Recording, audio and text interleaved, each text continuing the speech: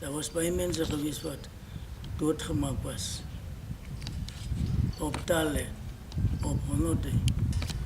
Maar hy het ons altyd die van Betani en sien allemaal mense merk gemaakt. Elke dag, as 'n vrou dood is, dan het hy gemerk. Ek weet nie waar nie, hoe hy gemerk het nie. Maar dit is wat vertel was deur hom. So het hy, as het 'n man is, ook maar so. 'n kind is so by mekaar gemaak, die statistiek. En die statistiek, hy het later bang geword van sy lewe. Toe het hy opgehou om verder te merk om die regte getal te kry. Vir die mense wat doodgemaak is. En die getaltjie wat hy op 'n stok of so iets gemerk het, die verskyn vandag op die grafsteen wat op Shark Island is, wat nooit die regte getal is nie. En wat nooit die as regte getal gedink is nie. Ja. Tel nou vir ons bietjie van hoe Cornelius die manne opgelei het. O ja, wat Timotheus, hy het ook later blind geword.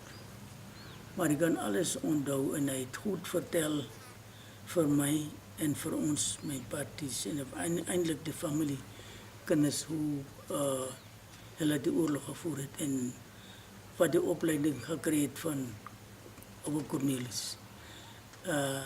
Die opleiding wat hulle gekry het om te veg was in die aand gedoen. Maar hulle het nie in die aand geskiet nie, hulle kon almal gewere gehanteer het. Maar hoe hulle sal wegskuil en hoe hulle sal die vyand uitoorlê, die manier van wanneer hulle kom op die slagveld, hoe die lyn en hoe hulle die lyn moet vat, soos die vyand inkom of soos die vyand aanval. So is hulle in die aand geleer en hulle was baie gedisciplineerd. Hulle mag nie gesien word nie. As hy iemand gesien het, dan moet hy dood. As hy iemand gewaar het, dan moet hy dood.